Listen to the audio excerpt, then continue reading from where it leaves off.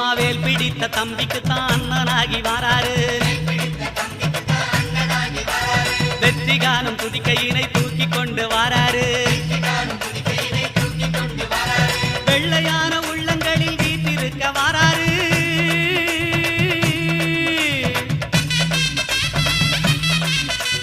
வெள்ளையான உள்ளங்களில் வீட்டிருக்க வாராரு வினைகள் எல்லாம் தீர்க்க வேண்டி விரைந்து ஓடி வாராரு வாராரு பிள்ளையாரு வாராரு வாராரு பிள்ளையாரு வாராரு